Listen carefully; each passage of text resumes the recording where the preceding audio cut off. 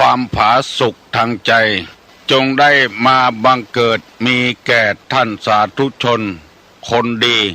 ผู้เจริญในศีลในธรรมทุกท่านพร้อมกันนี้ขอยกมือ10 นิ้ว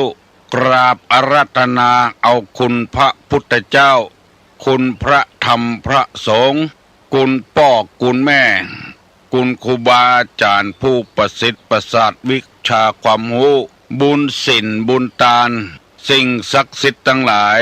อันมีพระสยามเทวาธิราชพระบรมธาตุดอยสุเทพและครูบาเจ้าศรีวิจัยเป็นต้นขอได้โปรดมาอภิบาลปกปักรักษาพระสงฆ์พระเจ้าพระเนนเถนน้อยและท่านผู้รับฟังรายการเมื่อเจ้าทุกคนทุกท่านเพื่อปากันมีความสุขกายสุขใจเหมือนกันทุกตนทุกองค์ทุกผู้ทุกคนตลอดกาลนานมาแถมแล้วเนอเสียงก้องเสียงกองเสียงมองต่ำเข้าเสียงตุเจ้าเทศนาธรรมมาเยี่ยมมาใจท่านสาธุชนคนดีทั้งหลายถึงบ้านถึงจองเพื่อเอาธรรมะแบบรากหญ้าแบบธรรมดามาฮือพ่อแม่พี่น้องทั้งหลายฟังก่อนที่จะได้ฟังนี้ขอเชิญชวนมวลพุทธบริษัททั้งหลายไหว้พระเหมือนกับนักมวยไหว้ครูระลึกถึงครูบาอาจารย์ก่อนผู้ที่ไปแสวงหาสัจธรรม4 อสงไขยปลายแสนมหากัปและ10 ชาติปางสุดท้ายได้เกิดมาเป็นพญาเวสสันตละตาลเข้าของทรัพย์สมบัติสละบัลลังก์ไปบวชเป็นพระฤาษีตาลเมียตาลลูกบำเพ็ญขนาดหนักจนได้ตรัสรู้เฮาไหว้ครูบาอาจารย์เนี่ยก่อนเนออาลังหังสัมมาสัมพุทโธภควาพุทธังภวันตังอภิวาเทมิกราบสวากขาโตภควตาธัมโมธัมมังนัมสสามิกราบสุปฏิปันโนภควโตสาวกสังโฆสังฆังนะมามิกราบหันทัพไมยังพุทธัสสะภควโตบุพาภะคณะมะกะลังกะโลมาเสนะโมตัสสะภะคะวะโตอะระหะโตสัมมาสัมพุทธัสสะนะโมตัสสะภะคะวะโตอะระหะโตสัมมาสัมพุทธัสสะนะโมตัสสะภะคะวะโตอะระหะโตสัมมาสัมพุทธัสสะพุทธังสรณังกัจฉามิธัมมังสรณังกัจฉามิสังฆังสรณังกัจฉามิตุติยัมปิพุทธังสรณังกัจฉามิตุติยัมปิธัมมังสรณังกัจฉามิตุติยัมปิสังฆังสรณังกัจฉามิตติยัมปิพุทธังสรณังกัจฉามิตติยัมปิธัมมังสรณังกัจฉามิตติยัมปิสังฆังสรณังกัจฉามิอิติปิโสภะคะวาอะระหังสัมมาสัมพุทโธวิชชาจรณะสัมปันโนสุขโตโลกาวิทูอนุตตโลปุริสาธัมมสารถิสัทธาเทวมนุษสานังพุทโธภควาติสวากขาโตภควตาธัมโมสันติติโกอากาลิโกเอหิปัสสิโกโอปนะยิโกปัจจัตตังเวทิตโพวินยูหิติสุปฏิปันโนภควโตสาวกสังโฆ อุจุปฏิปันโนภะคะวะโตสาวกสังโฆญาญะปฏิปันโนภะคะวะโตสาวกสังโฆสามิเจปฏิปันโนภะคะวะโตสาวกสังโฆญาติตังจัตตาลิปุริสายุคานิอัฏฐะปุริสาปุคลาเอสาภะคะวะโตสาวกสังโฆอาหุไนโยปาหุไนโยทักขิไนโยอัญจลิกาละนิโยอนุตตะลังปุญญเขตังโลกัสสาติกราบหนึ่งกราบสองกราบสามกาเลนะธรรมัสสวนังเอตัมมังกะละมุตตะมังมาแล้วเนอะมาแถมแล้วที่ว่ามานั่นก็คือส่วนก้องส่วนของส่วนมังต่ำเข้าส่วนตุเจ้าเตสนาธรรมเป็นส่วนที่เป็นสิริมงคลสำหรับผู้ที่ชอบฟังธรรมะอาจจะบ่เป็นมงคลสำหรับคนที่บ่ชอบฟังธรรมะมาถึงบ้านมาถึงเฮือนมาถึงในเฮือนมาถึงที่นอนมาถึงในสุดในมุ้งมาถึงหม้อข้าวเตาไฟมาถึงในห้องน้ำมาถึงในรถมาถึงจาดมาถึงกุฏิกุฏังที่พวกกวนพวกมาพวกตาพวกเจ้าพวกเปิงพวกมุนเปิดวิทยุฟังเวลานี้มาเพื่อเป็นอาหารทางจิตทางใจสำหรับท่านผู้ฟังผู้ปรารถนาดีต่อบ้านต่อเมืองต่อตัวเองพยายามตั้งใจฟังดีๆเวลานี้ได้มีสถานีวิทยุทั้งชุมชนและวิทยุต่างๆได้ถ่ายทอดเอาเสียงนี้ออกกระจายเสียงหลายจังหวัดหลายอำเภอเช่นจังหวัดแพร่จังหวัดน่านจังหวัดเชียงรายจังหวัดลำพูนอำเภอฝางอำเภอเป้าวิทยุชุมชนได้เปิดรับเอารายการนี้ให้ท่านได้ฟังเพื่อเป็นคติสอนอกสอนใจชีวิตประจำวันให้คนเอานี้มีจิตใจเข้มแข็งขึ้นบอกให้อ่านต่อโลกบอกให้อ่านต่ออาธรรมลุกขึ้นมาปฏิบัติธรรมฟังธรรมกันการฟังธรรมตามกาลเวลาจะเป็นมงคลชีวิตของเราตลอดไปเวลานี้ยังบ่ได้ทำการทำงานอย่างตัวกำลังนอนอยู่ก็มีกำลังลุกอยู่ก็มีกำลังขับรถอยู่ก็มีกำลังจะนึ่งข้าวหุงแกงก็มีกำลังจะซักผ้าซักตัวอยู่ก็มีกำลังจะล้างถ้วยล้างช้อนกินไม่ตะวาไม่ได้ล้างเพราะมันค่ำเกินไปกำลังทำการทำงานโดยแล้วกำลังจะฟังธรรมะโดยเพื่อคัดเสาความเศร้าความหมองที่อยู่ในจิตในใจไล่น้ำเน่าออกจากจิตจากใจเอาน้ำใส่เข้าไปแทนเพื่อให้ความทุกข์ใจได้เบาบางลงไปหรือในที่สุดจะหายไปเพราะคนเอาบอกเข้าใจจึงหลงอยู่ในความทุกข์แบกความทุกข์เอาไว้ความทุกข์เอาไว้มีหลายเคยพลาดหวังผิดหวังจากการที่มีผัวบดีมีเมียบดีมีลูกบดีข้ามพ่อข้ามแม่เอาใจตัวเองว่า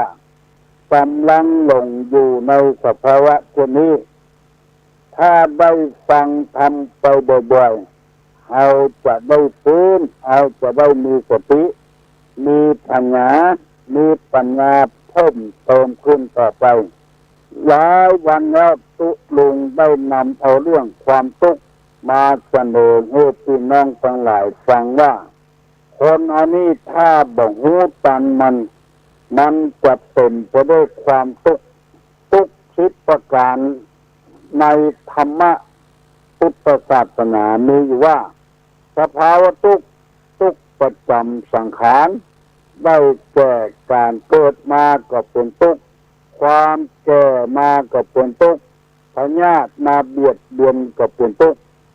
สองกกินกทุกข์ทุกข์มันจรมา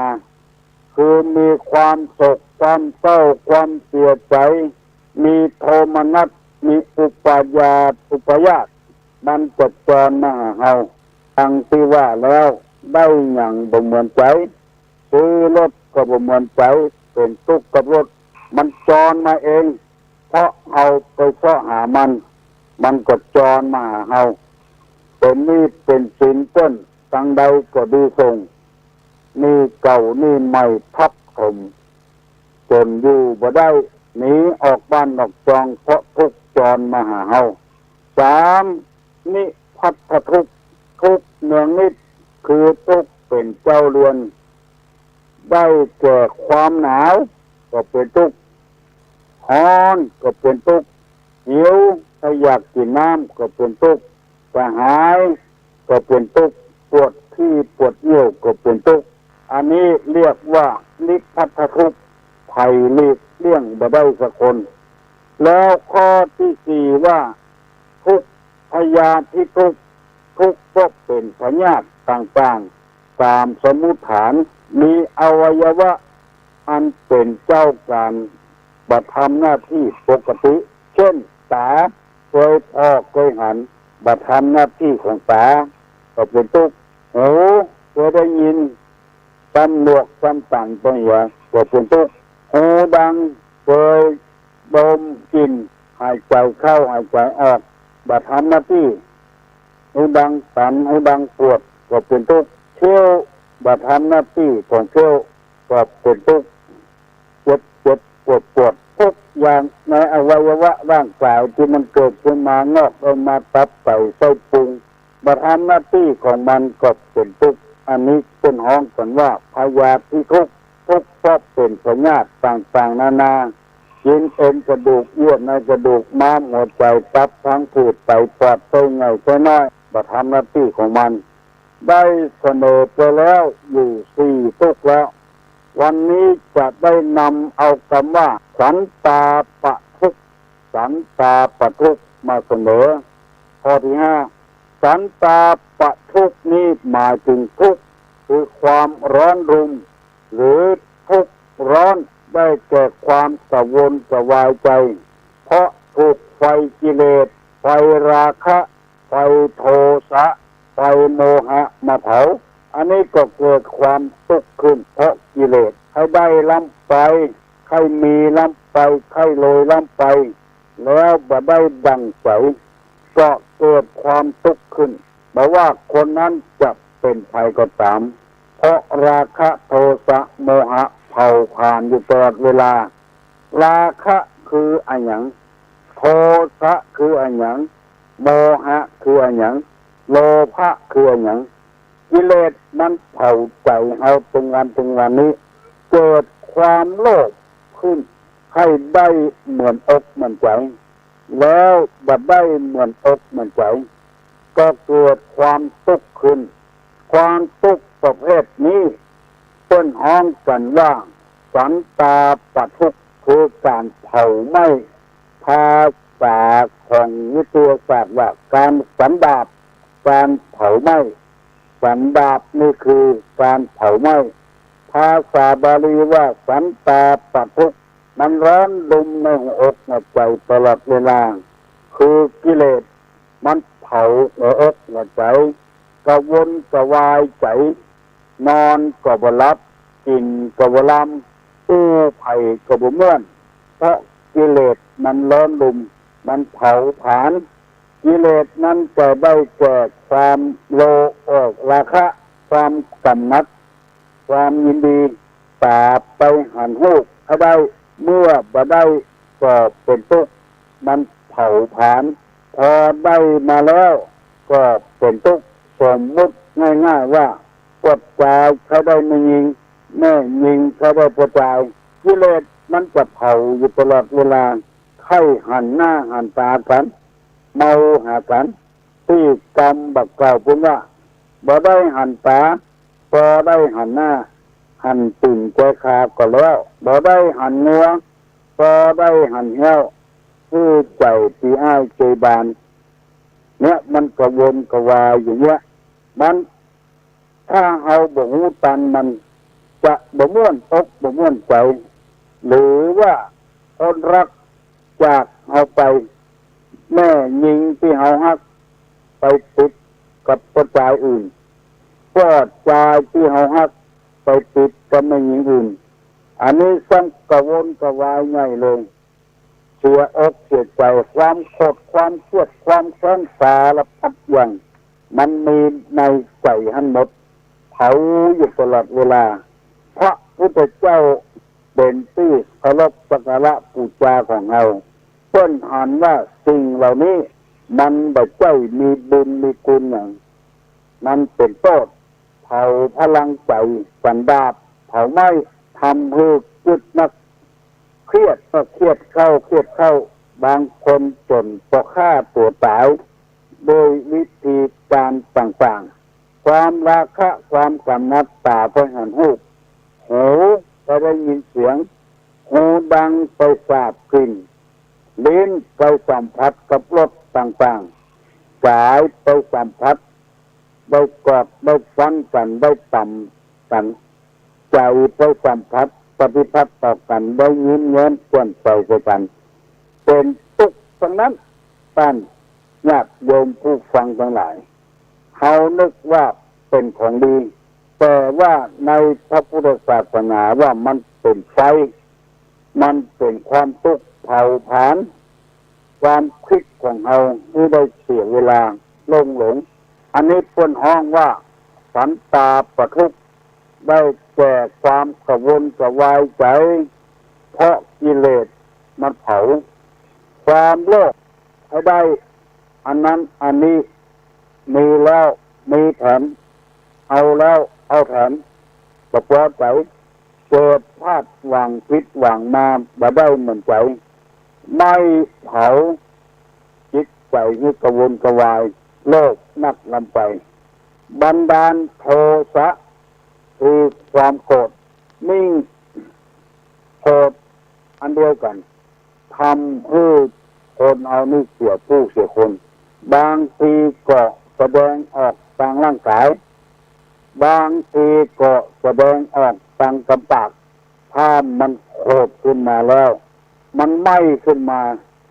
ความโกรธนี้ไม่เผาผลาญสันดาปจิตใจคนเอาคือมันร้อนรนอยู่ตลอดเวลา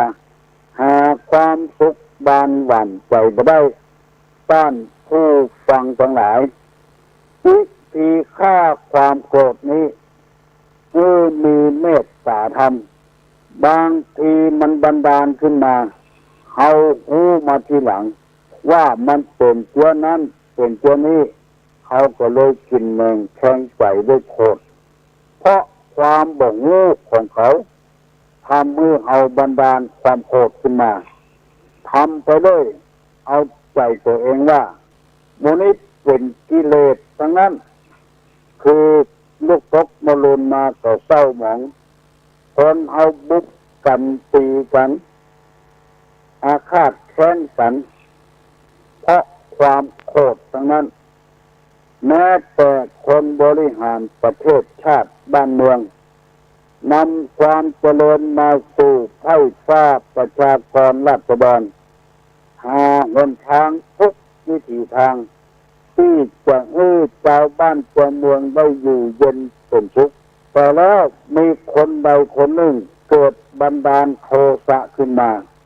ความโกรธขึ้นมาจะมีวิธีเดียวเท่านั้นคือทำลายจะเอาระเบิดขว้างจะยิงจะฆ่ากัน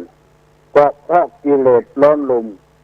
หมู่ที่ไล่ฟันต้นต่ำถนนหนทางหมู่นี้บ่มีความโกรธความเครียดหนังบ่มีความโกรธความเครียดทำไมจึงไล่ฆ่ากันไล่ฟันต้นต่ำถนนหนทาง อันนี้ก็เกิดขึ้นจากโมหะคือความหลงว่าการได้เนี่ยให้คนได้ทำให้คนนะมันเนื่อนจะทำให้คนได้เก่งได้กลัวมีชื่อมีเสียงหลงไปทางนั้นแต่ว่าอันนี้คือตัวกิเลสทั้งโกรธทั้งหลงทั้งโลภมันลุมเล้าอยู่ในจิตในใจโลภะโทสะโมหะเข้าเผาผ่านจิตใจสันดาปอันนี้พวกน้องว่าสันตาปทุกข์วิธีแก้สิ่งเหล่านี้ถ้าเอาพอผลมันแก้ยากถ้าเอาจะแก้อย่างเดียวนั่นก็คือคนเอานั้นมีชะตาชีวิตบ่เหมือนกันบางช่องก็เกิดในตระกูลสูงตระกูลที่ร่ำรวยบางช่องก็เกิดในตระกูลต่ำทุกข์ยากลำบากชีวิตคนอันนี้บ่เหมือนกันคือพอเอาธรรมชาติถ้าพอเอาธรรมชาติแล้วเอาจะได้สบายใจโลภะโทสะโมหะมันจะหายไปธรรมชาติที่ว่านี่เช่นไรเช่นมะม่วงหรือมันหน่อยใหญ่มันกันหมดมันเป็นไปบ่ได้เชื้อไผ่เชื้อมันลำไยจะให้มันเหมือนกันหมดก็เป็นไปบ่ได้เชื้อไผ่เชื้อมันมะม่วงบางเชื้อก็หวานบางเชื้อก็ส้มสุกแล้วก็ยังส้มอยู่บางเชื้อก็หวานหน่อยใหม่ๆก็ยังหวานอยู่มันเป็นธรรมชาติถ้าเอางูเรื่องธรรมชาติแล้วเอาจะได้สบายใจคนเอานี้มันถึงวันนี้มันหลงอยู่ในวัตถุนักเกินไปมีรถอยู่กันแล้วยังแบบพอใจตัวไปซื้อทันกันถ้าเศรษฐกิจมันล้มเหลวขึ้นมารถที่เขาซื้อมาบ่ได้รับคนโดยสารบ่ได้รับจ้างใส่ของอยู่บ่ได้เขาก็เดือดร้อนทำแล้วเพราะบ่มีรายได้ส่งให้เพิ่นเพราะความโลภของเขามันเผาผ่านอยู่ตลอดเวลาเกิดความทุกข์ใจขึ้นแล้วก็มาเวทนาตัวเขาว่ามันเป็นกรรมเป็นเวรอย่างเขาคนอื่นมันบ่เป็นอย่างนี้เขาอย่างเป็นอย่างนี้เพราะความโลภของเขาเพราะความโกรธของเขาเพราะความหลงของเขาหลงในทางที่บดีบงามผัวก็มีอยู่แล้วไปติดก็ใจอื่นแถมบัดซอดใจในผัวของตัวเองเมียก็มีอยู่แล้วบาปซอดใจในเมียของตัวเองกิเลสมันเผาผ่านอยู่ตลอดเวลาให้ของตั้นผู้ฟังทั้งหลายจะเป็นผู้เจ้าพระนายเป็นต้นปลายไม่มีข้าราชการบ้านเมืองพวกค้าพาณิชย์คนทำให้ทำสวนคือตั้งอยู่ในสภาวะที่มัชฌิมาปฏิปทาที่พระตถาคตของเราได้ปฏิบัติมาอย่าไปเข่งน้ำไปอย่าไปงานน้ำไปคือมอกก็หายพอดีอย่าไปให้รวยเลยเกินไปอย่าไปขี้ค้านเกินไปมอกก็หายพอดีถ้าโคตรมาแล้วก็เอาใจตัวว่าใครว่าบ่ฟังเพราะความโกรธเมื่อลุนมาก็เลยกินแหนงแทงใจได้เนี่ยคนก็เลยรู้กันว่าเมื่อโกรธนี่มันเป็นที่บุกลูกบุกเมียตีลูกตีเมียบุกเข้าของทรัพย์สมบัติเมื่อมันบันดาลโกรธขึ้นมาอันนี้มันเผาอยู่ตลอดเวลามันสันดาปเรียกว่าสันตาปทุกข์เผาตลอดเวลาใครได้ยศถาบรรดาศักดิ์ลาบลาหาวิธีการต่างๆที่จะให้ป้นห้องว่าเป็นพ่อหลวงเป็นพ่อกำนันเป็นอบตก็เป็นพระครูก็เป็นเจ้าคุณก็ยอมไปเสียเงินเสียทองแม้กระทั่งผู้เจ้าเพราะความโลภมันเกิดขึ้นเมื่อปีที่แล้วหนังสือพิมพ์ลงที่เจ้าต่างภาคอีสานได้เป็นพระครูสัญญาบัตรมายังบ่ได้จนเอกตัวได้จนโทแล้วมีหนังสือมาหาบอกว่าพระคุณเจ้า ทำความดีมามากมายกายกองท่านจะได้เป็นเจ้าคุณเพราะว่าต่างเจ้าต่างนายต่างบนเขาพิจารณาแล้วว่าท่านเหมาะสมเพราะว่ากิเลสมันเผาผลาญมันสันดาปหมู่นี้เป็นต้นแม้กระทั่งตัวเจ้าเพิ่นจะเอาผ้าป่ามาทอดเอาไปเอามาตัวตัวที่สามขอเงินไปใจเนี่ยก่อนสักหมื่นเพื่อจะได้ประสานงานเอาผ้าป่ามาทอดเอาเงินเพิ่นไปเสียบ่ได้สักกรรมถ้าจะได้ก็เหี้ยวเพราะความโลภเกิดขึ้นในจิตในใจเผาผลาญแม้กระทั่งผู้เจ้าพระนายอยู่ในวัดในวาก็เดินไหวพระพุทธรูปถึงวันอรหังสัมมาสัมพุทโธภควา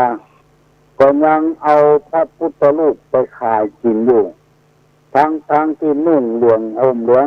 เพราะกิเลสทั้งนั้นแล้วเกิดความทุกข์ขึ้นมาต้นยับได้ต้นจับได้ความร้อนดุมของกิเลสบางทีนึกภาพได้ว่าจะเป็นเช่นนั้นเช่นนี้มันเป็นไปไม่ได้ก็เลยเกิดความทุกข์ไปหันทีวีมันลงหมายมั่นตั้นมือนักน้ำไปมีลูกสาวเอาไปส่งเรียนพยาบาลก็หาทำงานได้ปีเดียวกำลังเป็นเงินเป็นทองรถไปเจอลูกสาวเลยมาร้องให้ร้องห่มอยู่ในทีวีเรียกร้องความเสียหายที่ลูกคนเสียเช่นเสียขาเอาละน้องมาเดี๋ยวนี้มันจะไปเบียดเวลาของเพื่อนขอขอบคุณทุกท่านที่ฟังรายการวันนี้จะปั่นปอนเนอยกมือไหวเนออายุวัฏโกธนะวัฏโกสิริวัฏโกนัสสะวัฏโกปะละวัฏโกวันนะวัฏโกสุขวัฏโกโหนตุสัพพตาทุกขโลกาพญาเวลาโสกาจันตุทุปัตตวาอะเนกาอันตะรัญญาปิวินาสันตุสัพพุสัสสะสัพพิติโยวัตตันตุสัพพะโลกโกวินัสตุมัตโตภวัตสันตะลาโยสุขีติคานุโกภวะอาภิวาตนะสีริสนิจังวุธาปัจจายโนปัตตาโลธรรมาวัฏันติอายุวันโนสุขังพลัง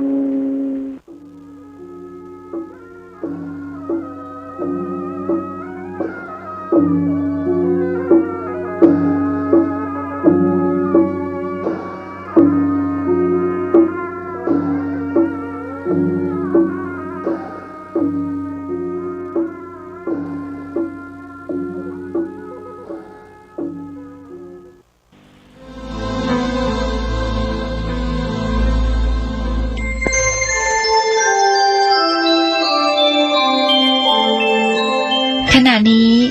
ท่านกำลังฟังสถานีวิทยุกระจายเสียง FM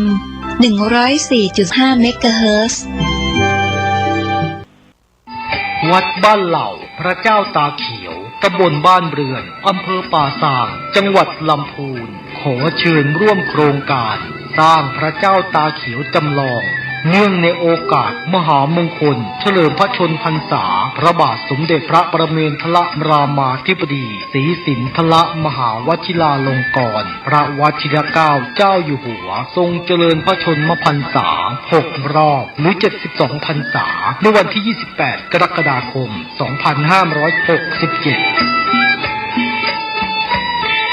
ในการนี้ทางวัดบ้านเหล่าพระเจ้าตาเขียวนำโดยผู้ช่วยศาสตราจารย์ด็อกเตอร์พระครูภาวนาโสภิตพระวิปัสสนาจารย์เจ้าอาวาสวัดบ้านเหล่าพระเจ้าตาเขียวมีดำริพร้อมกับคณะกรรมการและวัยยาวัจกรและญาติโยมที่มาอุปถัมภ์มีความประสงค์จะหล่อองค์จำลองพระเจ้าตาเขียวขึ้นเพื่อเฉลิมพระเกียรติในงานมหามงคลดังกล่าวนี้โดยองค์จำลองข ของพระเจ้าตาเขียวมีขนาดความกว้างของหน้าตัก9 ฟุต 6 นิ้วซึ่งกำหนดจะเททองหล่อในวันที่ 18 กรกฎาคม 2567 เวลา 16:19 นาทีเรียนเชิญผู้ที่มีจิตศรัทธาร่วมทำบุญติดต่อสอบถามได้ที่เบอร์โทรศัพท์ 0969525159 วัดบ้านเหล่าพระเจ้าตาเขียวตำบลบ้านเรือนอำเภอป่าซางจังหวัดลำพูน เนื่องในโอกาสพระราชพิธีมหามงคลเฉลิมพระชนมพรรษา 6 รอบ 28 กรกฎาคม 2567 รัฐบาลขอเชิญชวนหน่วยงานภาครัฐ ภาคเอกชนและประชาชน ร่วมแสดงความจงรักภักดี และสำนึกในพระมหากรุณาธิคุณ ด้วยการจัดตั้งโต๊ะหมู่ประดิษฐานพระบรมฉายาลักษณ์พระบาทสมเด็จพระเจ้าอยู่หัว พร้อมเครื่องราชสักการะ ประดับธงชาติไทย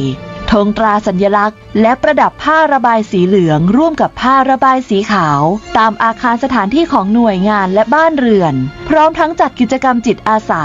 บำเพ็ญสาธารณประโยชน์เพื่อสืบสานพระราชปณิธานและบำเพ็ญสาธารณกุศลถวายเป็นพระราชกุศลตลอดปี 2567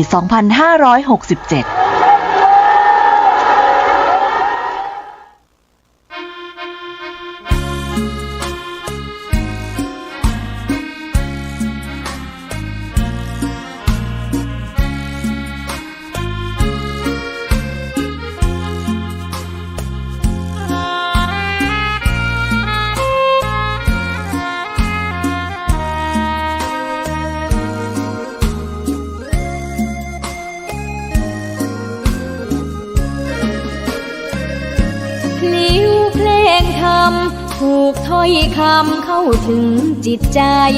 ฟังรายการวิทยุเสียงใส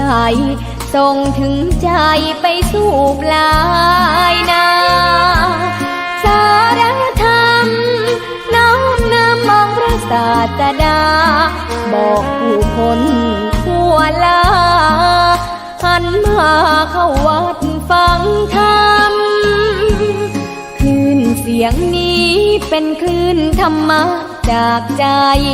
ส่งถึงบ้านไกลบ้านไกลฟังได้สุขใจล้ำยามดึกดื่นค่ำคืนมีงานต้องทำเป็นคลื่นสารธรรมเน้นย้ำธรรมะเพื่อนใจเสียงคลื่นธรรมบอกหลักธรรมให้คลายความเหงาฟังเสียงธรรมะเบาเบาบอกเล่าถึงคนบ้านไกลสื่อธรรมะบอกลดละระหว่างด้วยใจสื่อไปถึงสวงในเข้าใจหลักธรรมหลักดีลิ้วเพลงธรรมถูกสัมพันธ์จิตใจร่าเริงฟังสาระธรรมะบันเทิงรื่นเริงในชีวิตยามวันว่างเดินทางไปเยี่ยมสถานี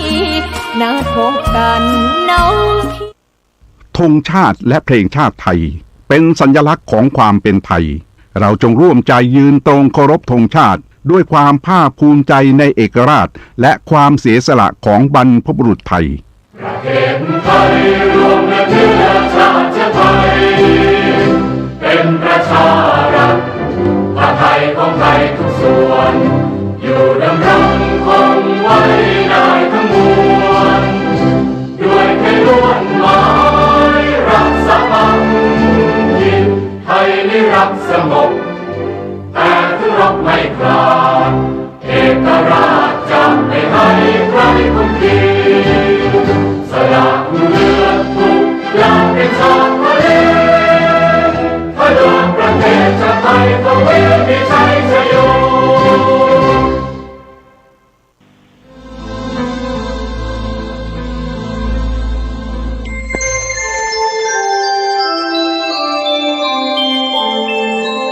ขณะนี้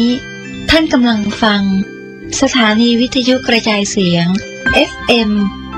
104.5 เมกะเฮิรตซ์ โยโสภะคะวา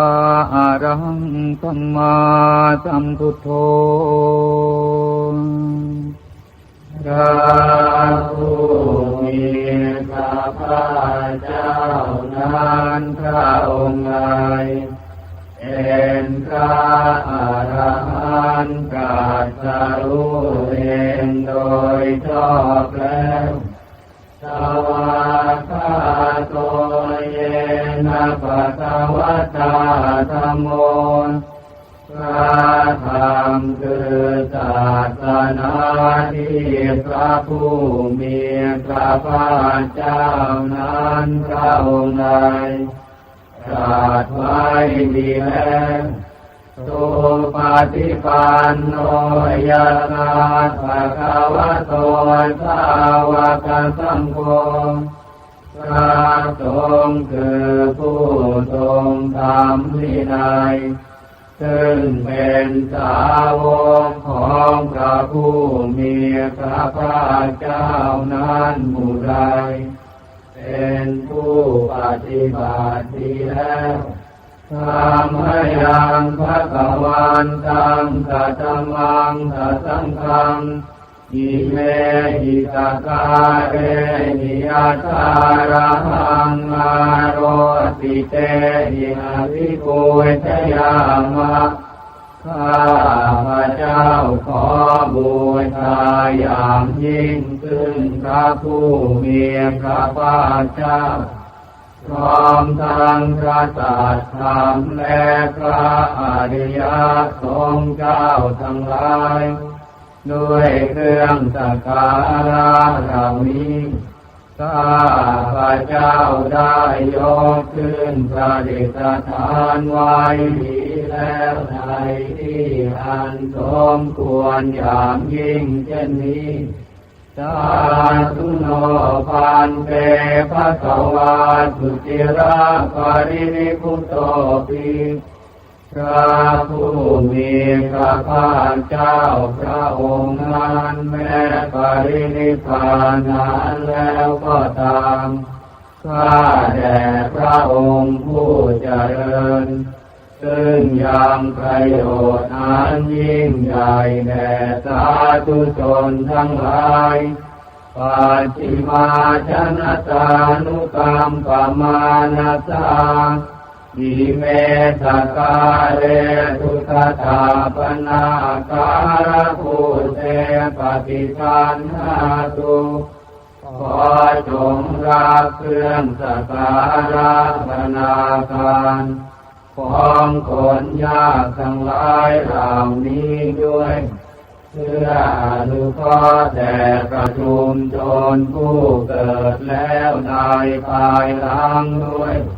ธรรมะกังทิกรตังหิตายาสุขายาเพื่อเป็นประโยชน์เพื่อความสุขแก่ข้าพเจ้าทั้งหลายสิ้นกาลนานเถิด